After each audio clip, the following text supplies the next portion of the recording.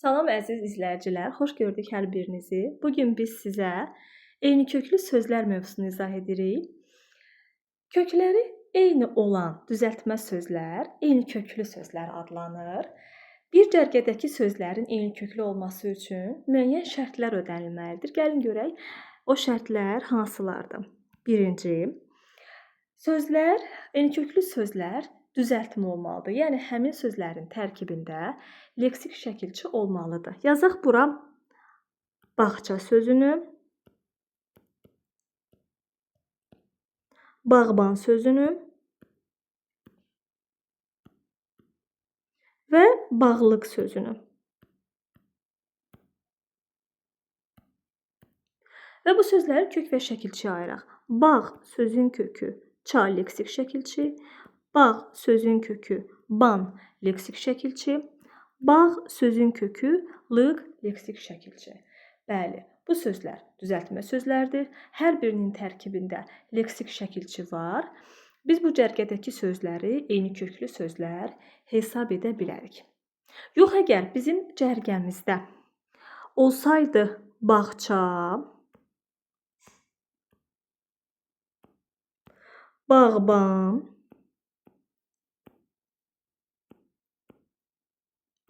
bağımız,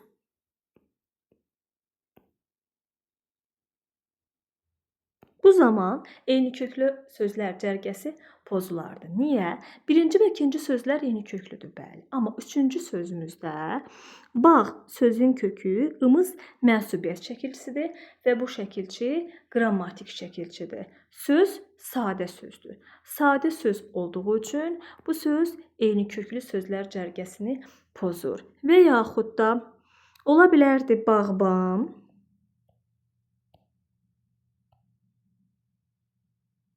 bağlıq,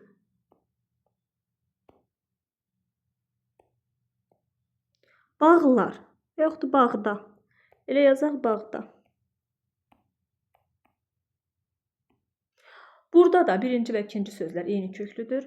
Lakin üçüncü sözümüzdə bağ sözün kökü da yerlik hal şəkilçisidir, qrammatikdir. Bu söz sadə sözdür. Ona görə də biz bu sözü eyni köklü sözlər cərgəsində götürmürük və bu söz eyni köklü sözlər sırasını pozmuş oldu. İndi bunu silək, keçək növbətiyə. Növbətidə deyir ki, nə deyir? Deyir, qaydada deməli, əgər sözün kökü fərqli leksik məna daşıyırsa, yəni omonimdirsə, bu cərgədəki sözlər, eyni köklü sözlər hesab olunmur. Bu nə deməkdir? İndi bu haqda yazaq. Bura yazaq gülçü, güllük, güldam,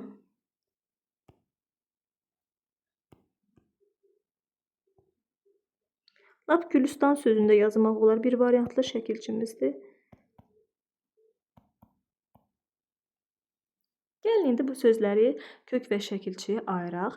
Gül sözün kökü, çü leksik şəkilçi, gül sözün kökü, lük leksik şəkilçi, gül sözün kökü, dan bir variantlı leksik şəkilçi, gül sözün kökü, üstan, bu da leksik şəkilçi hesab olunur. Və bu tərəfdən yazaq gülüşmək,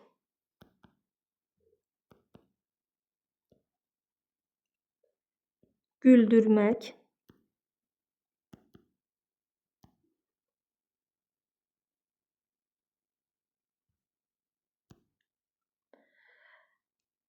yaza bilərik gülümsəmək,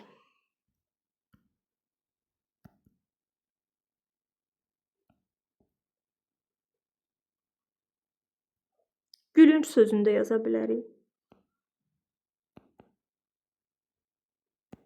İndi isə bu sözləri kök və şəkilçi ayıraq. Gül sözün kökü üç leksik, mək qrammatik. Gül sözün kökü dür leksik, mək qrammatik. Gül sözün kökü ümsə leksik şəkilçi, mək qrammatik. Gül sözün kökü ünc leksik şəkilçi. Bəli. Bütün cərgədəki, hər iki cərgədəki sözlər deməli, leksik şəkilçili sözlərdir, düzəltmə sözlərdir və bunların kökü gül sözüdür. Lakin birinci cərgədəki, yəni yuxarıda verdiyimiz, lap başda gülçü, güllük, güldan və gülümsəmək sözlərinin kökü gül ismidir. Yəni burada gül, çiçəkdən söhbət gedir. Digər sözlərini isə gülüşmək, güldürmək, gülümsəmək və gülünc. Bu sözlərin kökü isə gül feilidir, gülmək, təbəssüm etmək.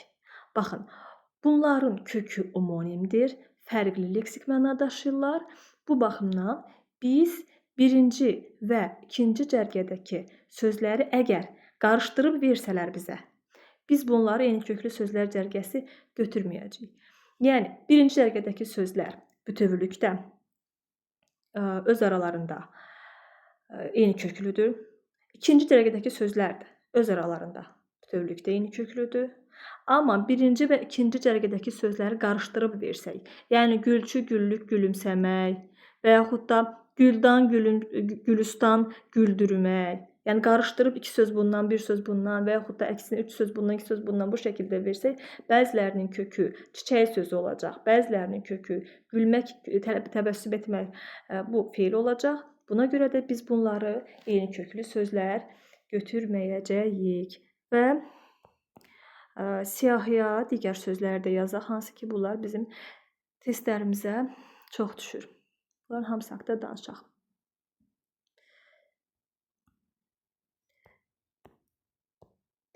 Deməli, orada bizim var qır sözümüz. Yazaq qırlı, qırçı, qırlamaq,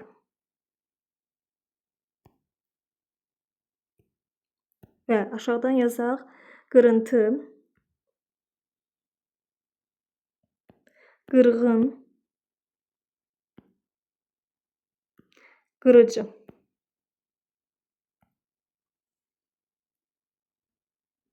Bu sözləri kök və şəkilçiyə ayıraq. Qır sözün kökü l leksik şəkilçi, qır sözün kökü ç leksik şəkilçi, qır sözün kökü la leksik şəkilçi, maq məstər qrammatik.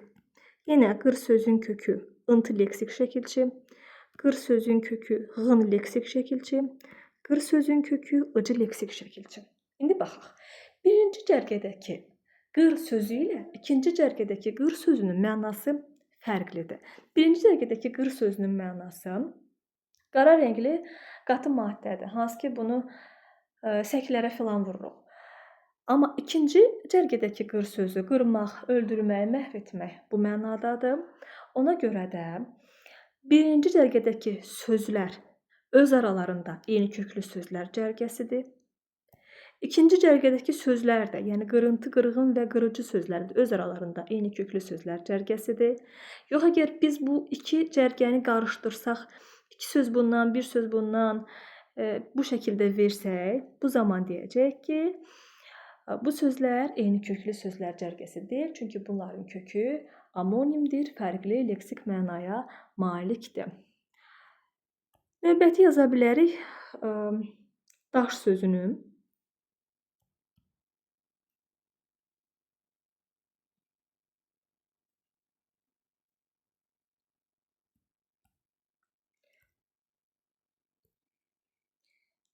Yazaq daşlı,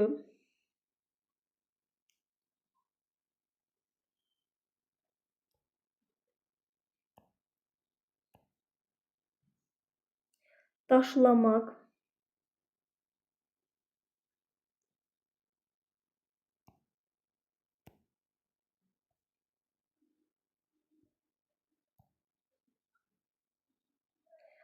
və bu tərəfə isə yaza bilərik daşqın,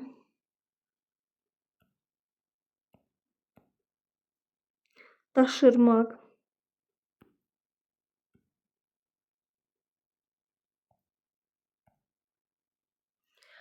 baxın, Birinci cərgədəki daş sözü ilə ikinci cərgədəki daş sözünün mənası fərqlidir yenə. Bu daş bərk bir maddədir. Bu isə çayın daşması bu mənadadır. Bunları eyni köklü hesab etməyəcəyik. Öz aralarında eyni köklüdür daşlı və daşlamaq. Yəni eyni daşdan söhbət gedir. Bu tərəfdə isə daşqın və daşırmaq. Lap bunları kök şəkilçiyə ayırım. Yəni birinci cərgədəki sözlər öz aralarında eyni köklüdür. İkinci cərgədəki sözlər öz aralarında eyni köklüdür. Amma bunları qarşılıq şəkildə versək, daşlı ilə daşırmaq sözünü versək və yaxud da daşqın sözü ilə daşlamaq sözünü versək, bu sözlər eyni köklü hesab olunmayacaq. Sonra üçüncüdə növbəti yazaq. Eyni köklü sözlərin leksik mənaları eyni olduğu kimi, yəni bunların ifadə etdiyi, daşıdığı məna eyni olduğu kimi, bunların qrammatik mənası da, nitq hissələri də eyni olmalıdır. Üçdə yazaq qrammatik məna.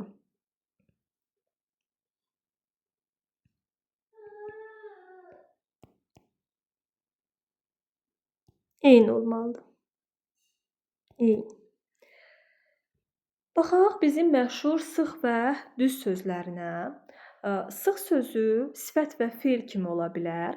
Düz sözü 5 nitq hissəsi kimi ola bilər, amma bizə burada sifət yoxsa fe'l olmağı əsas bu lazımdır. Çünki qeyd edəcəyimiz sözlərdə kök ya sifət ya da fe'l olacaq. Baxaq həmin sözlərə. Yazaq sıxılmaq.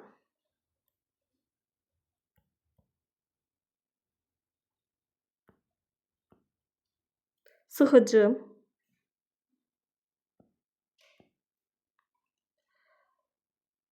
Sıxdırmaq.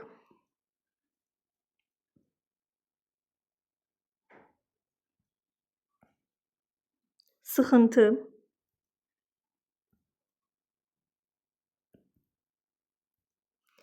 Və burada isə, aşağıda isə qeyd eləyək sıxlıq sözünü.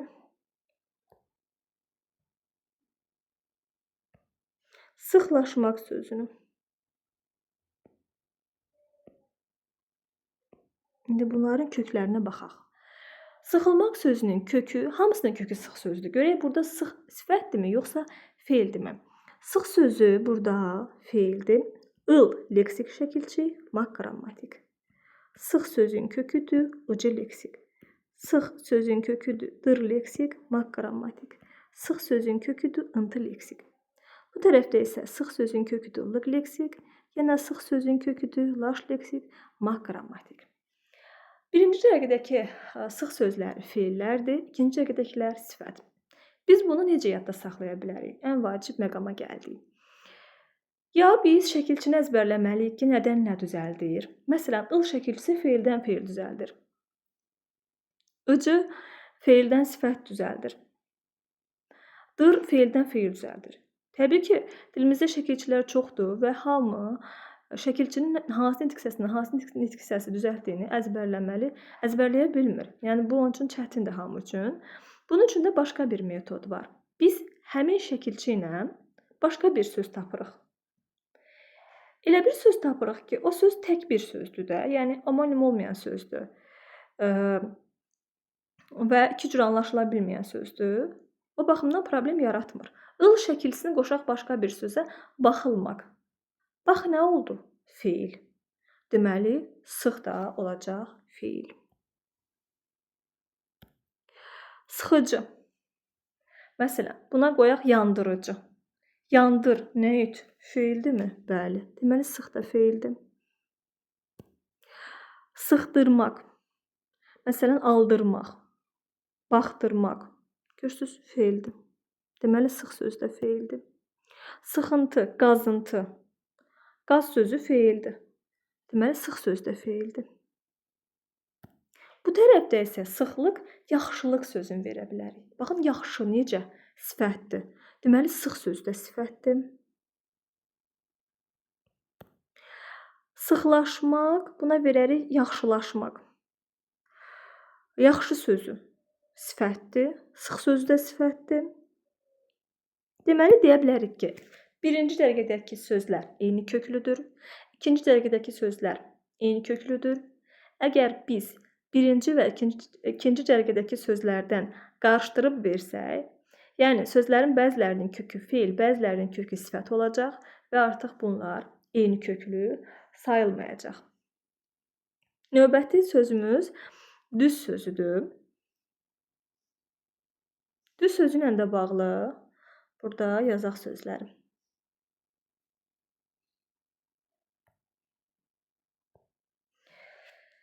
Yazaq düzgün.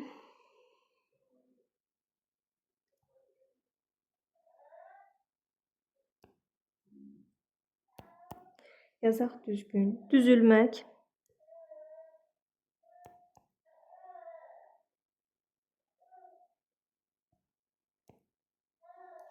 Düzdürmək.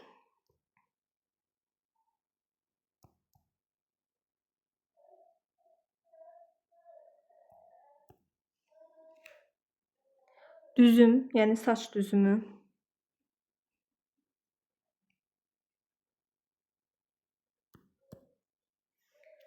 Və aşağıdan qeyd edək hansı sözləri yaza bilərik biz orada.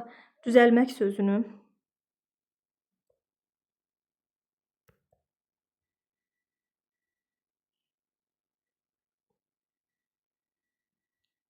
Düzlük sözünü.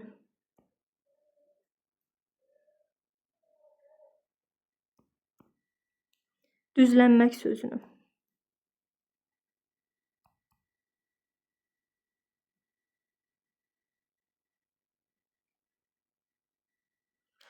Düzlənmək. Sətirlər biraz oynadı. Bunu silib yenidən yazaq. Heç nə olmaz. Düzlük və hansı söz dedim? Düzlənmək sözü. Düzlənmək.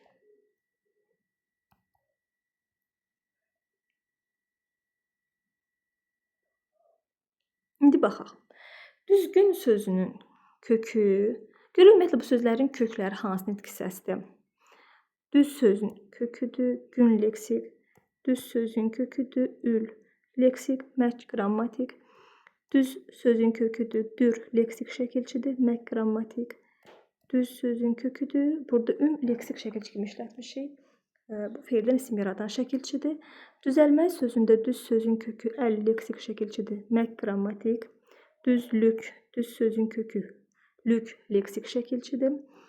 Düz sözün köküdür düzlənmək sözündə lən. Lən bütövdür, bəli. Mək isə qrammatik. Lən leksik şəkilçidir, mək qrammatik. İndi baxaq. Düzgün. Gəlin biz qınkin, qunkün şəkilçisinə başqa bir söz qoşaq. Əzgin, süzgün. Baxın, əz sözü, süz sözü nə oldu? Feil. Deməli, düz söz də feildir. Düzülmək, süzülmək, baxılmaq, yazılmaq, pozulmaq. Hamısı feildir. Deməli, bu da feildir. Köklərinə söhbət gedir. Düzdürmək, yazdırmaq, süzdürmək, baxdırmaq, yaz, süz, bax, hamısı feildir. Deməli, düz söz də feildir. Düzüm, yozum sözü var, ölüm sözü var. Ölmək feilindən ölüm ismi yaranır. Bu isə feildir. Deməli, bunların hamısının kökü feildir və bu sözlər öz aralarında eyni köklü hesab olunacaq. Düzəlmək sözü isə al əl şəkilçisi. Deməli, bunlar sifətdən feil yaradırlar.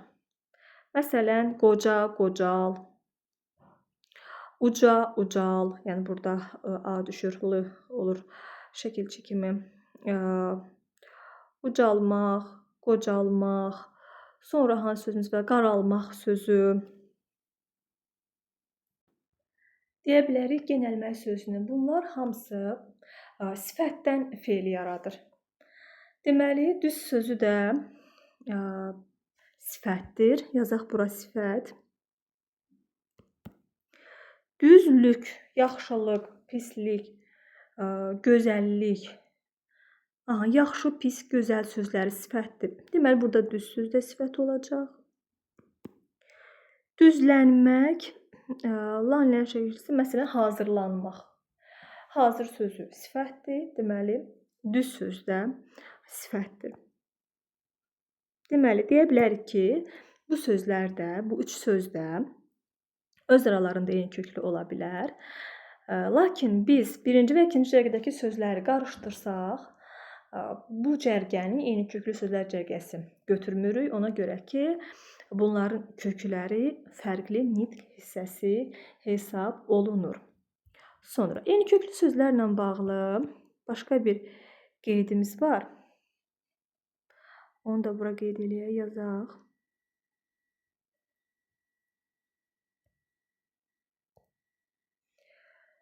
Deməli, eyni köklü sözlərin yarandığı nitq hissələri fərqli ola bilər. Burada sözün kökündən söhbət getmir. Sözün yarandığı nitq hissəsindən söhbət gedir. Bura yazaq düzgünlük,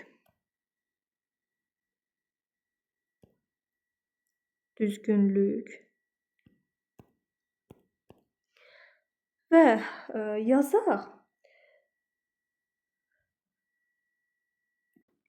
düzülüş sözünü və bu sözlərin kök və şəkilçiyi ayıraq. Düz sözün kökü, gün leksik şəkilçidir, lük də leksik, düz sözün kökü, ül leksik, üç də leksik. Deməli, düz oldu nə? Feil. Düzgün necə? Sifət.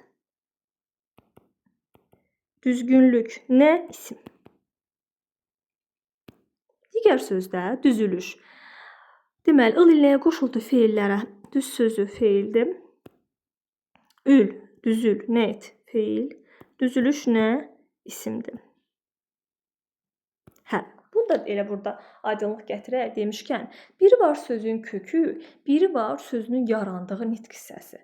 Baxın, bunlar ayrı-ayrı anlayışlardır. Bəzən eyni anlayış ola bilər, bəzən ayrı-ayrı anlayış ola bilər. Bu nə deməkdir?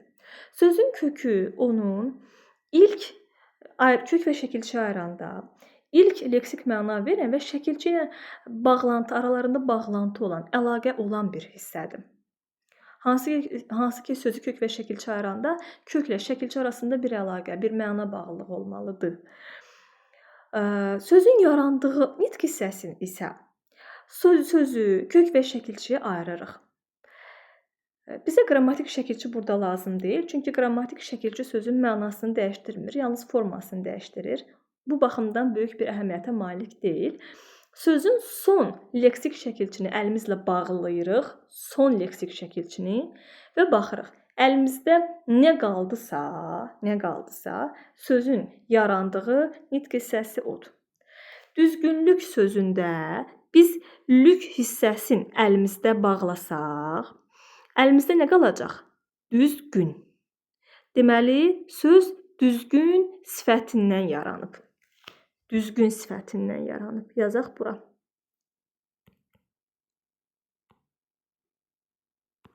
Düzgün sifətindən yaranıb.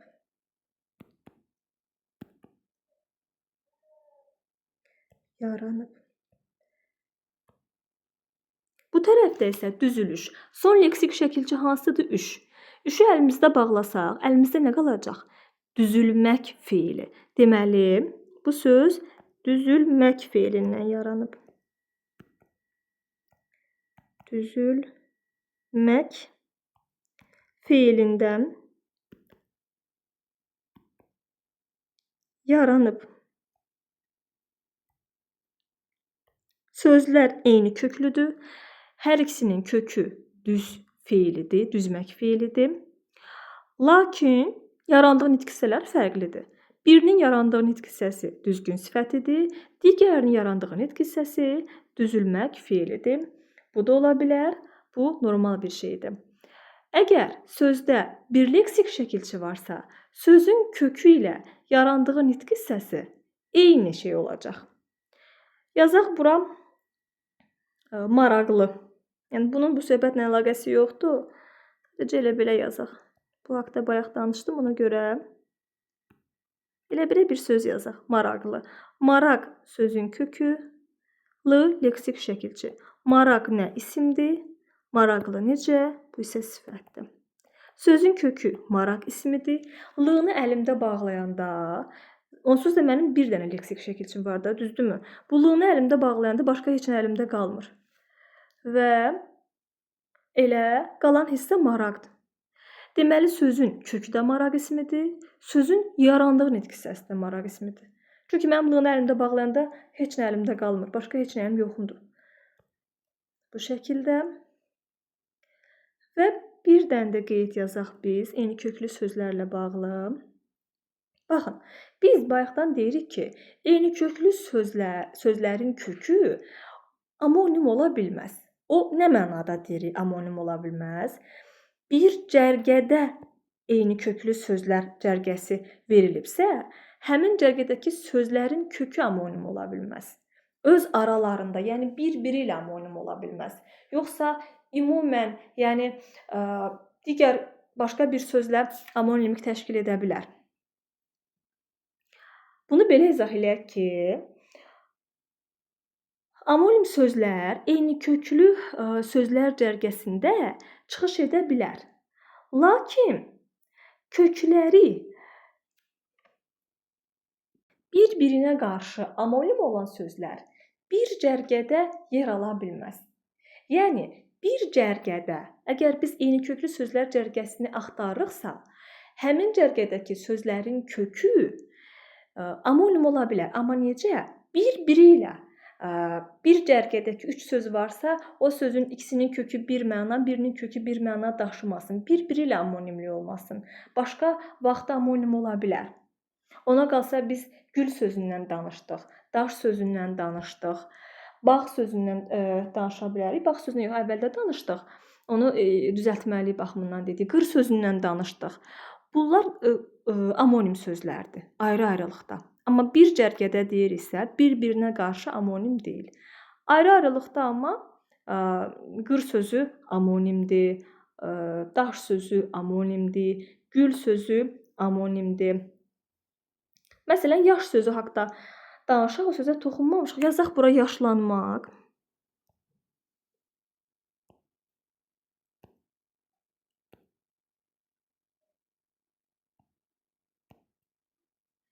Yazaq yaşıd.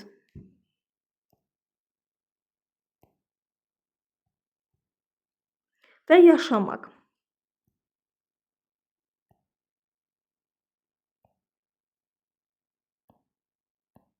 Bu tərəfdə isə yazaq deməli yaşlı, yəni gözləri yaşlı. Bura yazaq göz.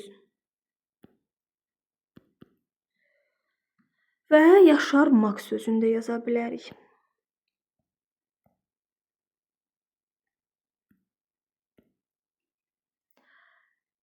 Gəlin bu sözləri kök və şəkilçiyə ayıraq. Yaş sözün köküdür. Baxın, 2 yaş sözü var əlimizdə. Yəni birinci cərgədəki yaş sözü insanın yaşıdır.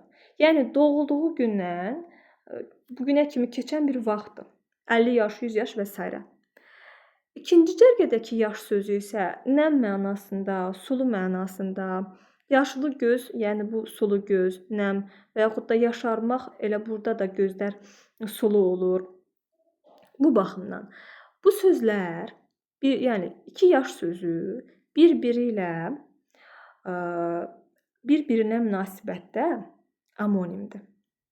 Amma cərgədəki sözlər kökləri bir-biri ilə amonim ola bilməz. Biz bax bunu demək istəyirdik. Yaş sözün kökü, yaşla yoxdur, yəni yaşlamaq olmur. Yaşlan burada bütövdür, maq qrammatik. Yaş sözün kökü ıd leksik şəkilçimizdir. Yaş sözün kökü yaşa leksik, maq qrammatik. Yaş sözün kökü l leksik, yaş sözün kökü ar, maq. Bir də deyək ki, birinci cərgədəki yaş sözü ilə ikinci cərgədəki yaş sözünün Leksik mənası fərqlidir. Birinci dəqiqədəki yaş sözü insanın doğulduğu vaxtdan bu günə kimi, yəni yaşadığı bir müddətdir, keçdiyi bir müddətdir. İkinci dəqiqədəki yaş sözü isə nəm, sulu deməkdir və bu sözlər bir-biri ilə amonimdir. Lakin bir cərgədəki sözlər bir-biri ilə amonim ola bilməz. Yəni yaşlanmaq, yaşıd və yaşamaq bunların kökü eyni yaş sözüdür. İnsanın yaşı o mənadadır. Və yaşlı göz və yaşarmaq bu isə nəm, sulu bu mənadadır. Bu baxımdan bunları belə deyirik ki, eyni köklü sözlərin kökü amonim ola bilər. Baxın, bir cərgədə verilibsə amonim ola bilməz. Başqa yerdə bir-biri ilə amonimlik əmələ gətirə bilər. Necə ki, yaş sözü. Eyni köklü sözlər haqqında bu qədər. Bizi izlədiyiniz üçün təşəkkür edirik. Kanalımıza abunə olaraq dəstək ola bilərsiniz. Fikirlərinizi bölüşə bilərsiniz. Məqsədimiz sizə faydalı olmaqdır. Biliklərimizi sizinlə paylaşmaqdır. Əgər paylaşdıqlarımız sizə maraqlı gəlirsə, siz də bunu dostlarınızla, ətrafınızla bölüşə bilərsiniz. Sağ olun, salamat qalın.